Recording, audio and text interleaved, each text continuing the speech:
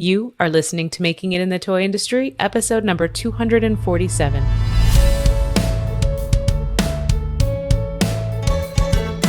Welcome to Making It in the Toy Industry, a podcast for inventors, entrepreneurs, and makers like you.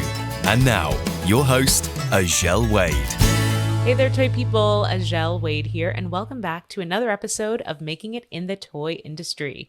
This is a weekly podcast brought to you by thetoycoach.com. Today's guest is Tyler Turk, the founder of Created with Love. What began as a creative subscription box for couples evolved into a thriving card and board game business with products featured in major retailers like Barnes & Noble and Uncommon Goods. Over the past decade, our guest Tyler has designed over 300 games, self-published 100 titles, and built a brand that thrives on creativity and connection. He is here today to share with us how strategic pivots shaped his journey and what other toy entrepreneurs out there can learn about evolving your brand with purpose. Tyler, welcome to the show. Hi, Azhelle. It's so great to be here. Thank you for having me. Oh my God, thank you for your patience. It has not been an easy moment today. I don't know what's going on. Is Mercury in retrograde? I don't know. So today's topic, I thought it was interesting to talk about pivoting. I actually just hopped off of a call with all of my Toy Creators Academy students, but one of them literally asked the question of, how do I know when I should change courses? How do I know when I'm not just kind of beating an idea down because I believe in it and I want it so badly, and maybe it's not the right thing for right now. So I think it's a perfect time for me, in my experience, for this conversation. And I hope for the listeners, it's a great time too. But for the very first question today, I want to ask you to finish the sentence for me. The thing that surprised me most about the toy industry was how close-knit and how small of a community it really is. So I spent about first 6 years of the business just kind of on my own, doing my own thing. And when I started jumping into doing shows and talking to people in the toy industry, everybody knows everybody. Everybody's so welcoming and so helpful. And you kind of expect that with like toys and games and that sort of thing. But it was like I was part of the family as soon as I jumped in, which was really cool. That's really nice. Yeah. Now, you initially launched Created with Love as a subscription service. Where'd the idea come from? So my wife and I were in college. Well, my fiance and I were in college at the time. And we were sitting on the couch one day. It was just a normal day. She turned to me and she said, "Tyler, why aren't you as romantic as you used to be when we first started dating?" Oh, she's like me. I like her. Right? She's like straightforward, straight shooter. And to be completely honest, like at first I was a little upset. Like I'm going to school. We got multiple jobs. We're trying to make ends meet. Like we're busy. But the more I thought about, also, side note, my wife is a licensed marriage and family therapist. Oh, wow. You made a choice. Right? You did. So in the end, she's right, like most things. If I was going to spend the rest of my life with this person, I have to invest in our relationship. We have to invest in our relationship. So after that conversation, we kind of made a decision that no matter what, we even had like a savings account that just said date night on it. Oh. And we said, no matter what, we're going to put $20 to $50 a month in this account. And we're going to do something different than just Netflix and pizza. We're going to do something unique. And what we found was that dedication and doing something fun on a monthly basis not only improved our relationship, we started communicating better, we started laughing more. It just helped our entire relationship. So we wondered if other couples could benefit from the same thing. And I launched what would be Created with Love actually as a school project while I was in college as this date night subscription box. Wow, the idea of having that separate account for date night, I think I could use to just stop overspending on date night. My husband and I, we love date night. We just date nighted all the time. When we decided, like, we didn't have a lot of money at that time, and we just said even $20. So we even made it as like a challenge. Like, what can we do with $20, or what can we do with $50? And it was a bunch of stuff from like going to Michael's and just getting stuff and making our own coffee table to going to the Dollar Tree and just stocking up on stuff for a date night. So it was kind of a challenge. Amazing. Can I share a story? Of course. So very first time my husband and I had a Christmas together, we were really early in our relationship, where I think we're also broke. And I don't know who had the idea, but we're like, let's go to Jack's 99 in New York City. We have a $10 budget. Nice. And we're going to buy each other something. So I bought a bunch of stuff to create an experience. So I bought like, I think it was like pancake stuff in a Christmas theme. And he bought a bunch of stuff to call back to my childhood and toys that I said I never had. But of course, it was like the 99-cent store version. Yeah. But it was a really cute moment because it was like a challenge. We separated. We would call each other like, I'm on the first floor. Where are you? Like, don't come near the first floor. And like, and then at the end, we were like, does our $10 include packaging? Can we That's awesome. So like, yeah, it's like that's what you're reminding me of, and that was really cool. Yeah. So as the subscription service, it worked, but what signs made you realize that you had to pivot away from that initial idea? So Created with Love was the first business I ever started. I launched it in 2014. I actually just got the LinkedIn notification that it's been 10 years, and I can't believe that. And the first couple years were mostly just trying to figure out what the heck I was doing, right? Like learning sourcing and manufacturing and how to sell things and just kind of getting my feet wet. In 2018 and 2019, things started to take off. And then in 2020, we were hit with COVID, and I didn't know what to do. We kind of had the opposite effect of a lot of businesses during COVID, where we saw a huge spike in demand for our product. People were staying indoors, needed something to do. So at first, it looked like it was a really good thing. But then the fallout of COVID and lockdown was that we started to see a lot of problems with supply chain. We were trying to order things, normally would take 2 or 3 months to order things. Now we're ordering them 4, 5, 6, 7 months in advance, trying to figure that out. And then in addition, 2020, I believe, is when iOS 14 rolled out, making it a lot harder to do digital marketing. And as a D2C company, especially as a subscription company, it's all on acquisition cost. Before COVID, we would acquire a subscriber for $6, $7, and then it spiked to $20, $25 during COVID, and because with the rollout of iOS. So there was a lot of external factors where it was like, I love this, I love what I'm doing, and our customers love it, but from an economic standpoint and from a scalability, like it was really, really difficult. And so it was about that time when I started to think like, how can we take what I've learned, and kind of apply it to a new business model, keeping the same mantra of helping people reconnect through the power of play. That's really interesting. I remember when that iOS update came out, and a lot of people were trying to figure out ways to bring their cost per acquisition down. Mm-hmm. And it's very interesting that you went the other route. Like you saw the change in profitability of your business, and instead of thinking like, okay, there must be other ways around this iOS update, you said, no, this is kind of showing us a weakness in our business, and maybe we need to solve that. What do you think made you think that way? Well, I think the economics of the subscription industry itself was kind of at a breaking point. Even if you look at somebody like as big as Birchbox. So Birchbox is, like everybody knows kind of the big player in the subscription box world. At one point, they were valued at $500 million. They sold a couple years ago for $44 million. So that as a microcosm of the subscription box world, it was kind of at its end.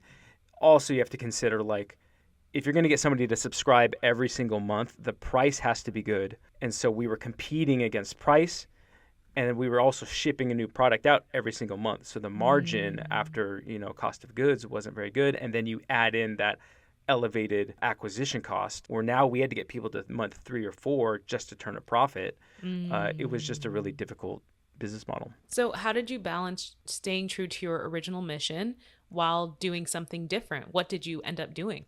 Yeah, it actually came down to a couple things. One was this idea of kind of what I said earlier of we wanted to help people reconnect and strengthen their relationship through the power of play. At first, that looked like subscription boxes, and then that kind of evolved into games. And what I realized, I had a mentor tell me that was involved with the toy industry before I even knew anything about it. He had mentioned like, hey, you've done this for 6 or 7 years. You design essentially a new board game every single month. Each box that you ship out includes 3 to 4 games. Like, have you ever thought about kind of being in the toy industry? And and it was actually kind of what we were doing. Each box that we would ship out would have 3 or 4 games. And if we found one game or one mechanic inside that box that people really resonated with, we could take that one thing, extract it, and build a standalone product around it. So we were also using the subscription model as a way to market test ideas. Oh, very interesting. Yeah. And we also had a lot of customers asking us, like, are we going to come out with a family version? We had couples that were saying that they were tweaking the rules in their date night to play with their kids. So yeah, that was pretty sweet. And it was just kind of like all these different telltale signs kind of nudging me in that direction. Interesting. So are you full B2B now? We do. Most of it is still D2C, but that's probably going to change within the next 6 months or a year. I really started B2B in late 2022. We got our first key account fall of 2023. We got a couple awards this year, so by next year it'll probably take over. Who was that first key account? The first key account was Barnes & Noble.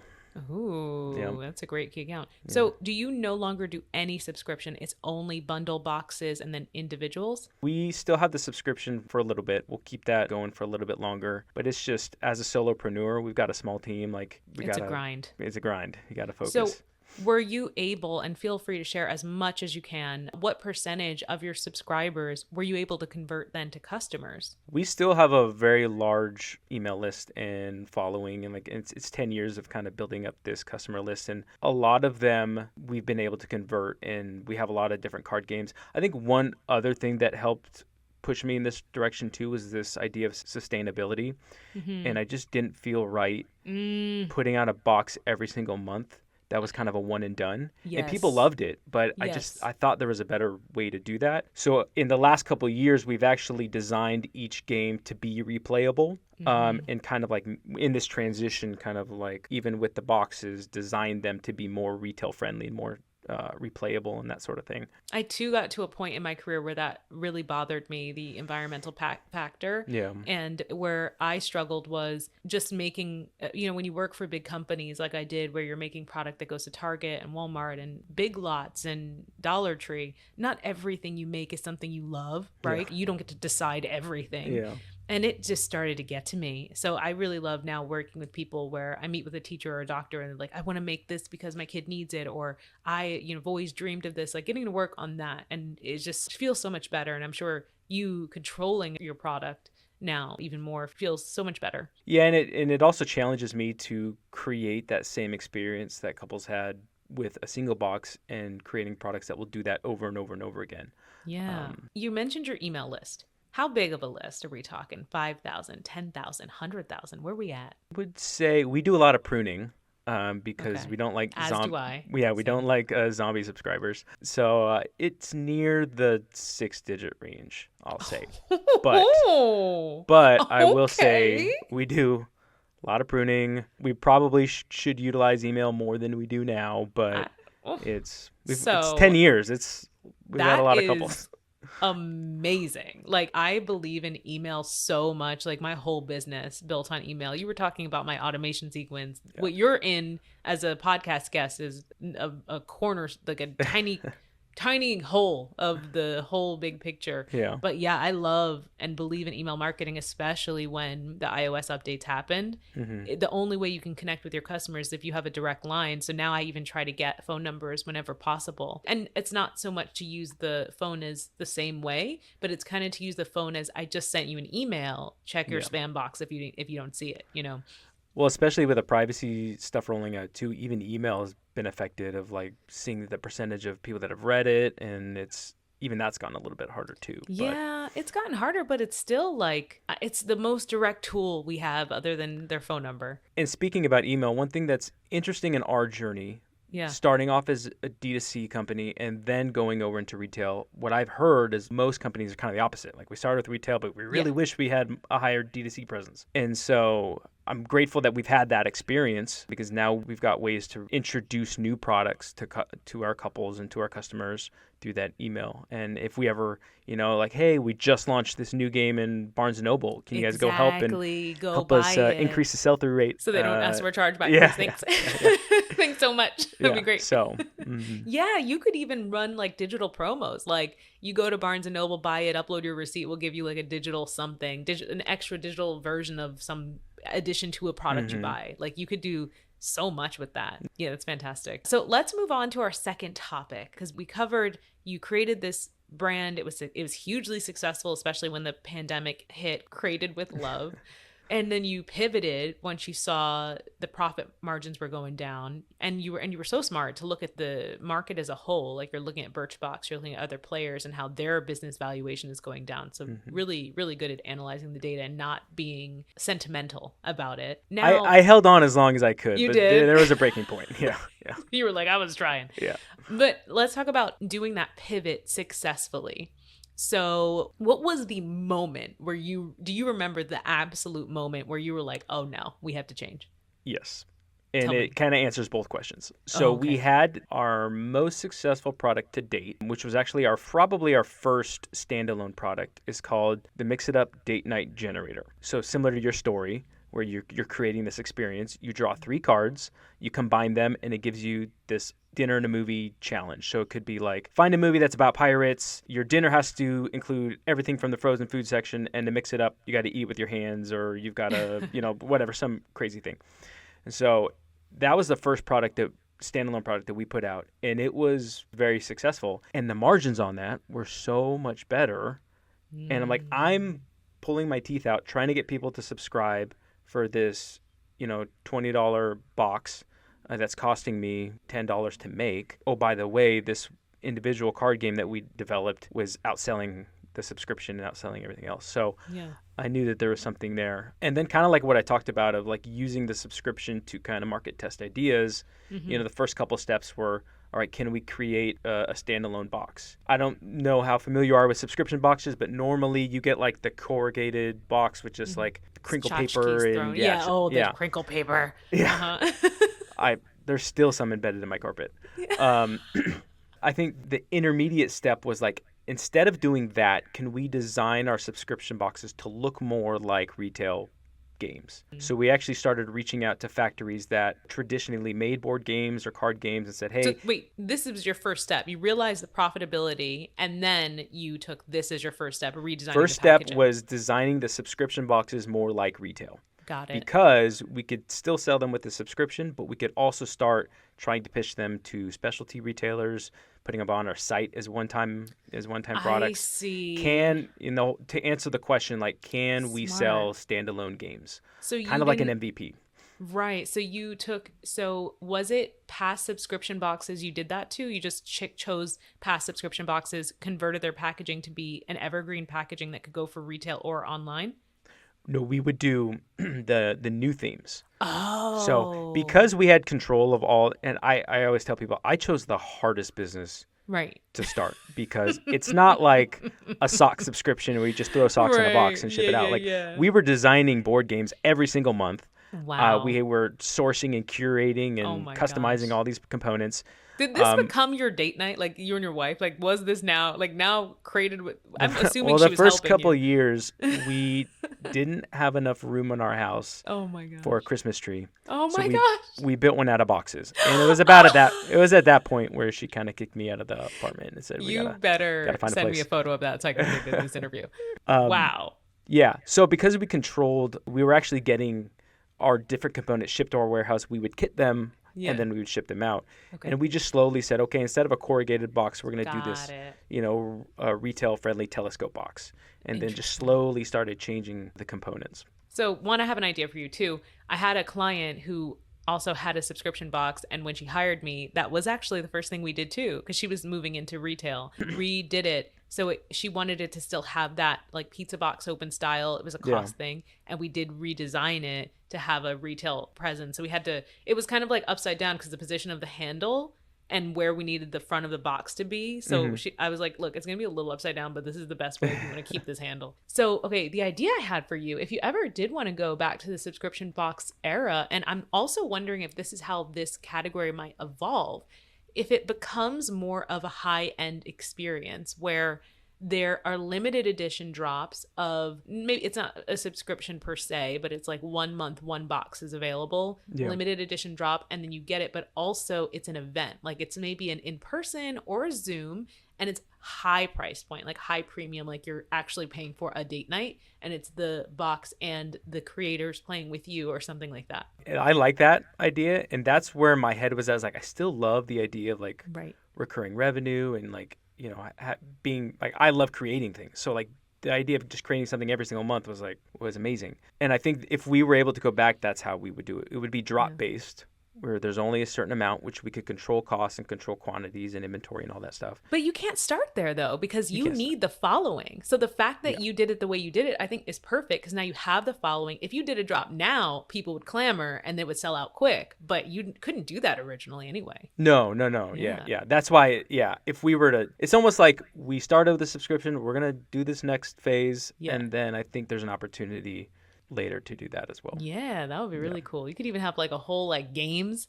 It could be like who's the winner at the end, like for a whole year it has an ending, and like there's like I don't know, it could be like a whole thing. We did a couple group Zoom date nights, yeah, which were pretty fun too. So yeah, cool. All right, back to business. Executing that successful pivot. So you got accounts Barnes & Noble, number one, huge win. Also, I have to say, Barnes & Noble tends to be, in a lot of conversations I've had with inventors, they tend to be the most exploratory with new inventor products. They're real, like, hello, Barnes & Noble. If you're listening, please come on the podcast, because we love you, like, for supporting inventors. Hobby Lobby you got into, and other major retailers. What strategies did you use to approach and pitch to these companies when you were transitioning? Because if they went to your site or if they heard about you, they're thinking, you're a subscription box company. Get your stuff out of here. You're not for us. So what did you say to them? I think part of it was luck, and part of it was being at the right place at the right time. And part of it was us being so unorthodox and different from everything else that I think helped give us a little bit, maybe of us, at least maybe have people notice us maybe a little bit more. So the first thing was going to trade shows. I had never done a trade show before 2022, I think. Mm-hmm. And didn't know what I was doing, didn't know what shows to go to, didn't know how to pitch, didn't know what buyers were looking for. But we just... Didn't find this podcast. No. I know, I found it. I was like, oh. No, you found it and you're on it. Like that's... So the first step was just getting a little bit of experience with that. And actually the first show I ever did, I think, was the last toy fair in Dallas. That was the first show you ever did? That was the first show I ever did. Oh, that's and not I think a that good was one to start with. 2022. I know. It's not a great one.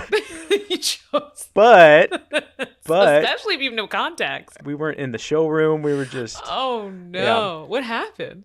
Well, that's where we got to meet Barnes & Noble. You know what, Barnes & Noble will be coming out. How'd you meet them? I think the buyer just walked by and sparked up a conversation. I might have tried to schedule a meeting with her. I don't know, but we got our chance to pitch, and we pitched some of the games, and we were pitching the subscription box versions of these games, so they weren't even fully retail ready, and they took a chance on us, and now it's selling pretty well. How big of an order was that first order? Am I allowed to say? I don't know. Was it more than an MOQ run? It was an MOQ run. Okay. Yeah. It was the biggest order that we'd ever had. That you'd ever had. That we'd ever had. That's what's most important. I was like, call my wife. Yeah. I was like, I don't know how we're gonna get this done, but we're gonna get this done. So the other thing is, like, all of our retail accounts as of right now are direct. So we're not going through a distributor as of right now. Right. Yeah. Which means that I had to learn everything about logistics. EDIs and vendor guidelines and like chargebacks and make sure that the carton label is 2 inches to the right. And I don't even have to do that. I never had to do that. Yeah, all that stuff. So it was crazy, but we got it done. Okay. Now, manufacturing is often a sticking point for creators. So what did you do to learn that process? Did you sit down, because you'd never done that before with the subscription boxes, and you're selling to retail, not only to retail, but to mass retail, which if you had started with a mom and pop shop, you wouldn't have had to deal with like the sticker labels being a certain size and like not so much with chargebacks. It wouldn't have been as big of an order. Yeah. But how did you learn all that stuff? Like, did you yourself read through all the documentation they send you? Did you call in a consultant to help temporarily? Did you ask your factory to explain things to you? What did you do? So from a manufacturing standpoint, the history that we had was good in the sense that, like I said, we got to improve little by little. So we started with us getting everything. We switched over to buying bulk, and then we switched over to factories and that sort of thing. So at that point, I was pretty familiar with working directly with factories, but even our factory had never worked with a retailer before. Oh, wow. Yeah, so I had to read the guidelines, and then it was a lot of kind of going back to that very first question of what surprised you about the toy industry is I reached out to a lot of people and asked a lot of questions and utilized the retailers' contact list, because they do have people out there that you can reach out to and ask questions about, and like, hey, am I doing this right? And then knock on wood, no chargebacks to date. So Okay. yeah. Okay, sales. Okay, list. Okay. I have to say too, like sometimes when my students would ask me like, oh, this company sent me this EDI form and I don't know if they want XYZ. And I'm like, listen, you need to just ask them because like, don't try to like figure it out, put in some numbers and think they might be right, because that could delay the whole thing months. Because if they try to push it through and then they have to bring it back, like the big companies move so slow. I remember setting up a vendor at Toys R Us took 6 months. So like if you put in the paperwork wrong, and that would be another 6 months, and then you're just not going to be in. And every retailer, at least in my experience, is different and require different specs, different right. Even with Hobby Lobby, we're shipping, I had to learn FOB and on freight forwarding and all that stuff. So it's like they know they're all different is also the key lesson. So when you ask, what is this? It's not surprising for them. Like they know that they all have different systems. And if you're a new vendor, they wouldn't be surprised that you don't know. And I think they all want you to be successful, because if you're successful, they're successful. They're successful, yeah. Just ask questions and they're going to do their best to help you. And then also be a part of groups and masterminds and get around other people that have done it before, and make friends with the people that your booth is next to at trade shows. And there's a lot of questions you'll get answered just by networking. Looking back, were there any missteps or unexpected challenges you faced when you were pivoting from subscription to retail ready? If so, how did you overcome them? Yeah, well, I know you have a hard stop at some point, so I can't go into all of them. But I'll say there was a lot, mostly because I didn't know what I didn't know. And there was just a lot of learning through trial by fire type of thing. And I wish I would have slowed down a little bit more, because we were moving so fast and I was trying to do so many things at once. I think that would be one piece of advice that I would give is just, slow down. You don't have to conquer the world in a day. And I think that was definitely one thing. Was there a specific situation you remember where you were like, "Ooh, I moved too fast. I should have slowed down," that you could share? Yes. I can't give specifics because of NDAs. Okay. But I had the opportunity to collaborate with a very, very, very large brand. And I said yes, because I thought it would be really cool to work with this brand. And we ended up losing a lot of money on it. It just took up too much of my time and just resources. It was kind of that, like, I lost focus a little bit because this opportunity I thought was going to be like life-changing. So what is the decision tree or matrix you use now when things come up that are a little bit different than what you're doing to decide if you should devote your time to them? You had said this earlier podcast, I think it's in a recent one, where you created the matrix of like, is it profitable versus how much happiness do you have? That sort of thing. Yeah, that kind of do the similar thing now. Like there was a lot of stuff in the beginning. There was like, oh, this would be really cool. What if we did XYZ? And it just didn't work out. And I was like, I know we're gonna lose money on it, but like, can you imagine we could put this brand's name on our website and like talk about it? Like, how cool would that be? And so I think, and it goes back to kind of slowing down and just like really evaluating opportunities and things that come up. Is like, is this good for the company? Is this going to be profitable? Am I going to be happy doing this? Answering kind of those questions first before making a decision. I'm going to see if I can find that rating scale because, that helped me a lot too. Okay, I'm going to move on to our closing questions. What are you hoping to achieve 1 year from now with Created with Love? Well, there's a couple more accounts that I would love if we got. And that's another new experience of just like the waiting game for awards. There's that. I think there's a couple of new products that we have launched. And I think another thing is I've been doing this on my own or with a very small team for so long. I'm looking for ways to kind of automate our process or kind of streamline things so that we can get back to more development, which I think is our strong suit. Let me tell you a thing I did the other day, this morning actually.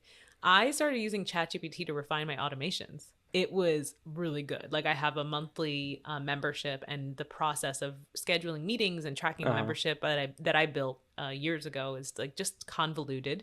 So I explained my tools and my process, and I said like, is there something else more streamlined? And wow, like it blew me away. And I was like, oh yeah, I could do that. I'm like, why didn't I think of that? It's just so great. So maybe. I remember when I first stumbled upon Zapier, and I was like, we could do what? I know. And then now things are just so crazy. So like beyond. And then did I hear you created your own GPT? Of course. Yeah. That's awesome. That's amazing. I have many GPTs. Yeah. I have so many now. That Nice. one was just a one. Yeah. But that GPT builds your ideas out to be more toyetic and makes them on store shelves, and it's really cool. Nice. But I actually have a podcast on Zapier, so I will link that as well in the show notes. My friend is a Zapier coach, and she is the first one who introduced me to it, and I just didn't understand it at the time. I was like, so it does what? Like, what do you need that for? I don't understand. And now I'm like, oh, like my whole life is on Zapier. It's so cool. Well, that's the other thing too, is like coming from the DTC world, I guess I was more aware. I wouldn't say more aware, but like we use a lot of software and a lot of tools like that, and it's kind of cool seeing new ways that we could use them for retail now. Interesting. And like tweaking things of like how we used to use it for D2C, and how we can kind of like growth hack a little bit. So that's what I'm trying to do with some of my bigger clients, because I'm trying to figure out like, okay, y'all don't use any email service provider, and you don't do proper emailing. You're just emailing anybody who, even if they haven't opted in. Like, I'm like, no, there is a way. We gotta no. No, it's so good. Okay, what's one piece of advice you wish more people knew? I think it would go back to the networking thing. I'm a closet introvert. Like I portray myself as an extrovert, but I kind of like being by myself most times. But I don't mind talking to people, pitching to people. And I've just gotten so many opportunities, fortunately, that were given to me just because I went up and talked to somebody. So if you're a new entrepreneur, or you have this idea, or you want to kind of see what the next step is, like talk to people. Go to shows, talk to people. Don't be afraid. If it's a big name, you'll never know. I'll tell you a quick story if that's okay. Please, I would love a story. In addition to doing B2B, I've also kind of, because we've developed so many games, I've said, okay, can we test the waters in licensing a little bit? And I flew out to London for like 2 or 3 years in a row and pitched at the Mojo pitch competition or pitch event.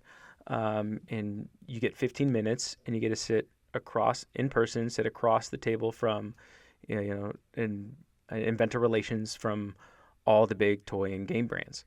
And I walked away with so many people that I could reach out to, so many contacts, so many relationships, that we didn't get anything licensed, but it was well worth it just in contacts and just experience and just talking to people that are so, Love that. I agree. Yes, talk to people. Networking is key. People often say, Azhelle, I just need to contact Mattel. I'm like, no, you don't.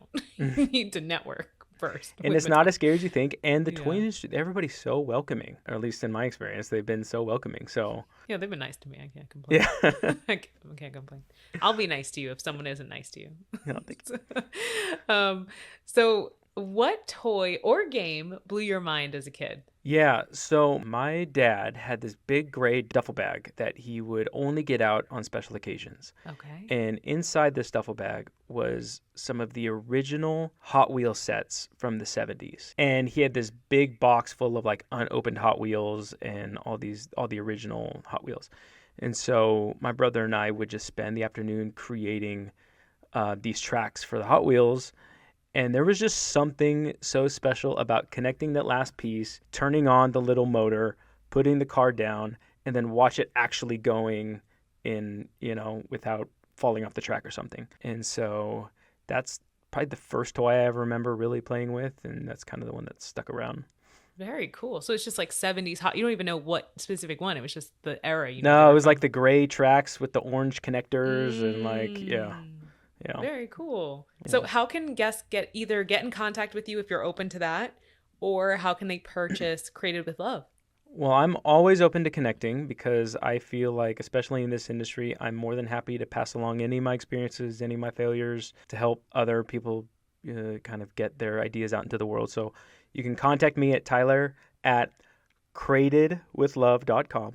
C-R-A-T. Go ahead. Like created, like in a box. I'll put it in the show notes. Yeah. Or you can go to createdwithlove.com to see some of our games. They've got holiday bundles, date night boxes, date night subscriptions for now, date night games, cooperative games, competitive games, scratch off products, party games. They got it all. We got a couple of really fun party games that we launched earlier this year. So clicking around now. Picablo, fun name. Okay. So Picablo will be in Barnes & Noble in spring. Please buy it. Yeah. Support your fellow creator. Don't let him get a chargeback. Yeah, right. Okay, no, that's great. Tyler, thank you so much for joining us here today. And I just want to give a quick recap before I give our listener shout out for the week. So we talked about creating a brand and pivoting that brand.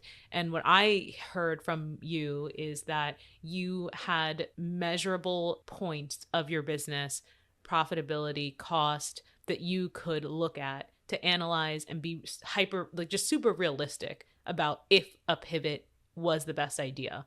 And I think the lesson is pay attention to those signs in your business. Don't ignore them. It doesn't mean you have to shut down and change the business tomorrow, but it does mean you can test something like you guys did by changing your packaging and just seeing if you could make this new idea for your business work without even affecting the subscription business as it was at the time. So that's a great point. And then the second big tip I think we got today was network, talk to people. Tyler gave his contact info so you can talk to him. If you can't find it, we're going to put it in the show notes, or it might be thetoycoach.com/podcast. So Tyler, thank you so much for joining us here today, for sharing your journey with Created with Love. And thanks to Chrissy Fagerhold, who recommended that you come on the show. She's so smart. You're a great storyteller, by the way. Thank you. Networking. I met Chrissy at a show, some random show, and then we've just been, she's a good person to know. So she literally was one of the first 11 people to join my very first iteration of my program. And so she was one of the first supporters. I felt like it was great. And I remember seeing her first game and I was like, oh, this girl's like a real, she has no idea how good she is. She's awesome. She's really good at it. For anyone listening who's wondering how to evolve their business, like Tyler's insights on adaptability, creativity, and resilience to see it through are definitely something to aspire to. Thank you again, Tyler, for inspiring us all with your story. And if you are listening to this podcast and you haven't yet left a review, what are you waiting for? Your reviews are what keep me coming back week after week to deliver these episodes. And it's definitely what attracts my amazing guests to come on this podcast and share their insights and their tips. If you leave us a review, I might read it, like I'm going to read this one right now. I have one from Stick Stacks who says, I've listened to all the inventing related podcasts out there, and this one has become one of my favorites. While the toy industry is all about fun, it's also one of the most competitive when it comes to licensing inventions. It's great to be able to pick up little important details about the industry while driving around, and I'm really grateful for this wonderful content. That could be you. So make sure you leave a rating or review wherever you're listening to this podcast. I get notified whenever I get a new one comes in, and it puts a huge smile on my face. As always, thank you so much for spending this time with us today. I know your time is valuable and that there are a ton of podcasts out there, so it truly means the world to me that you tune into this one. Until next week, I'll see you later, toy people. Thanks for listening to the Making It in the Toy Industry podcast with Azhelle Wade. Head over to thetoycoach.com for more information, tips, and advice.